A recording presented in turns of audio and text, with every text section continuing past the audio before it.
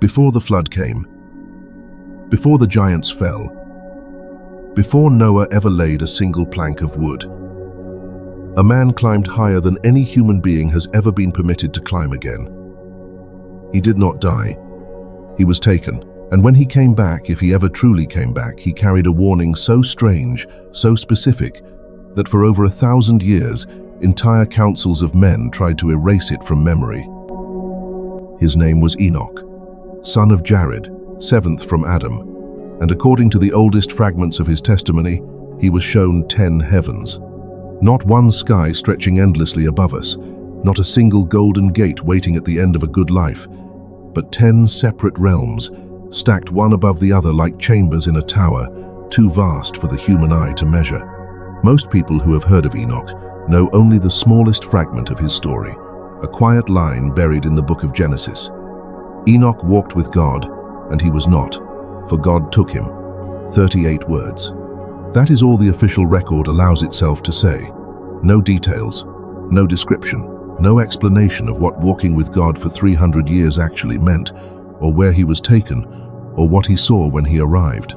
But outside that guarded silence, another account survived, hidden in monasteries, copied by monks who whispered while they worked, quoted by early church fathers who later tried to distance themselves from it.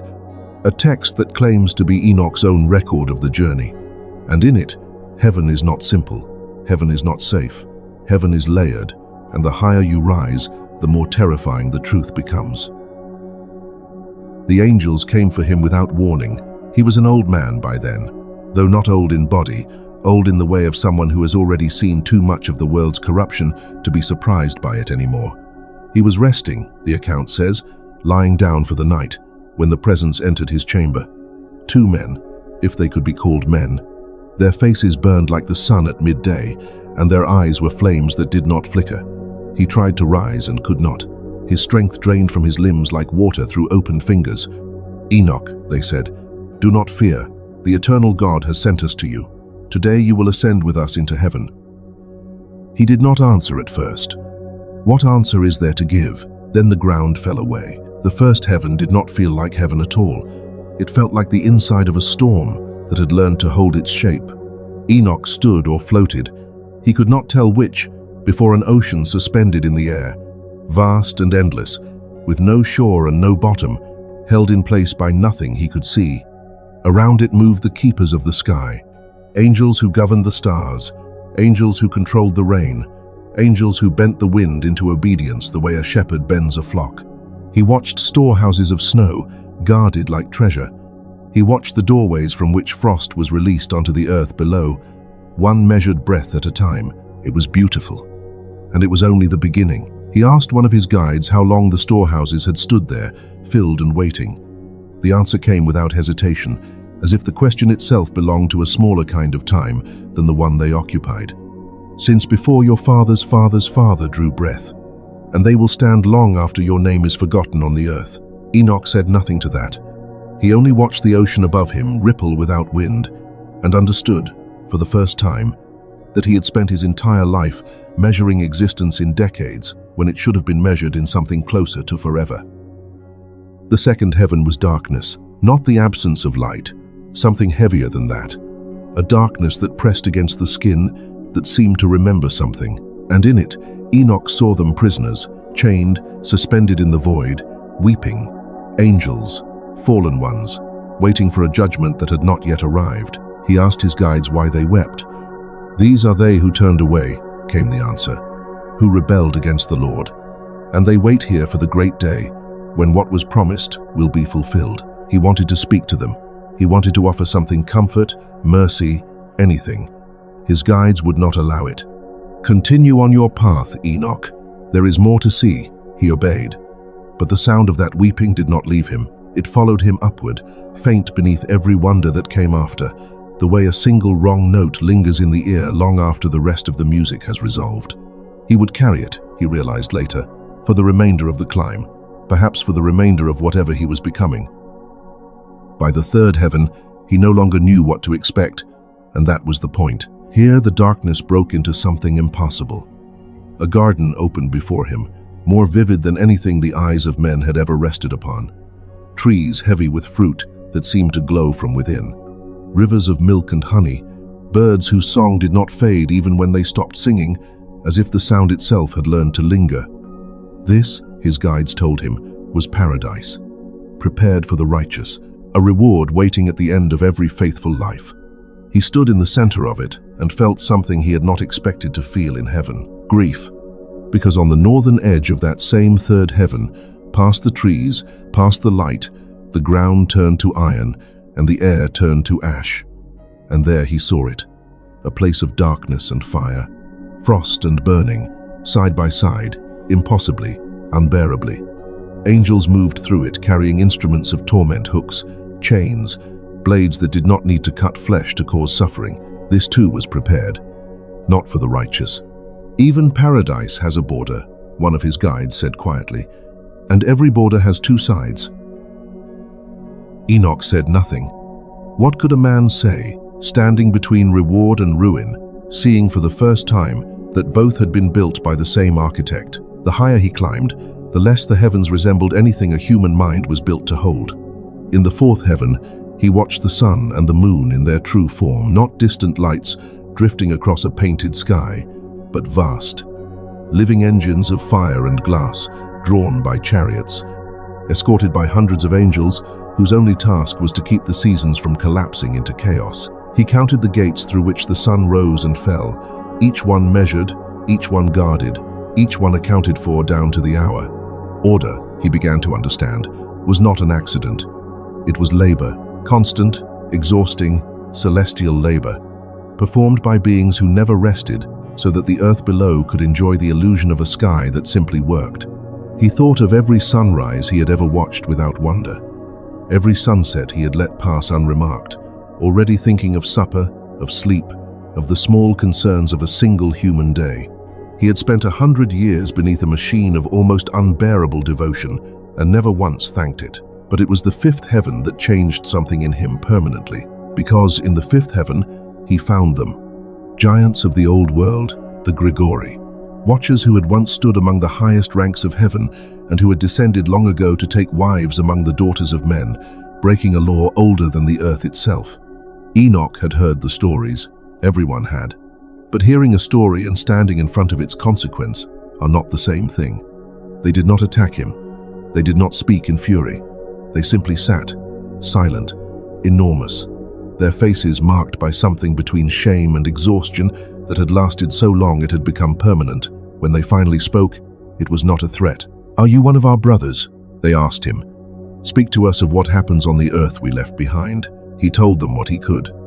And when he finished, they wept, a weeping so vast it seemed to move the walls of the heaven itself, low and constant, like distant thunder that never resolves into a storm. His guide leaned close. "You see now, even the mighty fall, and even the fallen still remember what it was to belong."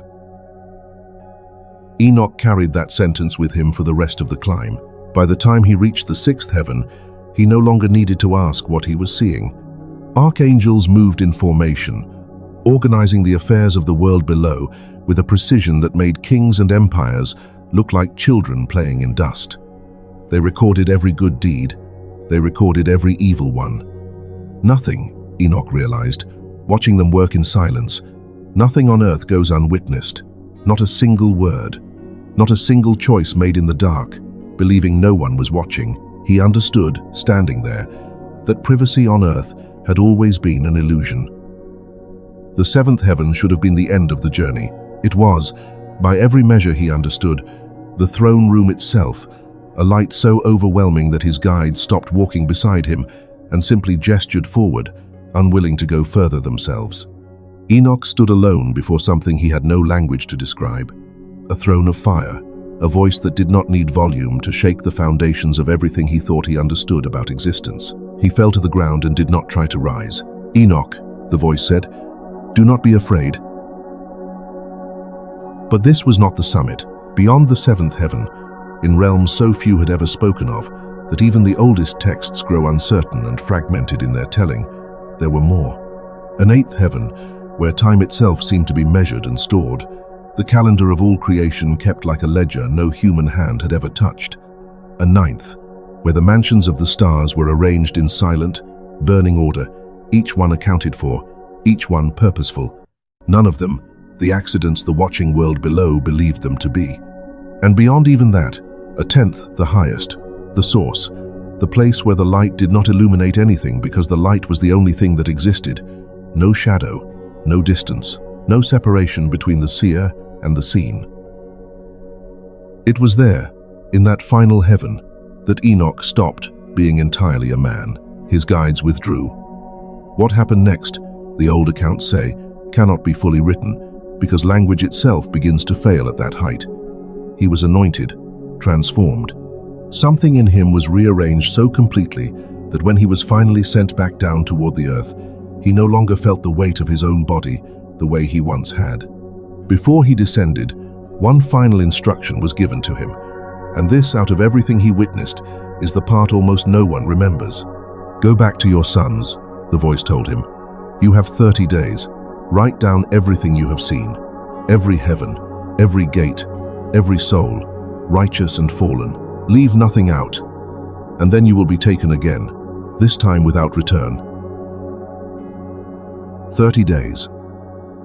That is how much time a man was given to record the architecture of the entire unseen universe, so that those left behind would not have to guess at what waited for them. Here is what almost everyone misses when they hear this story.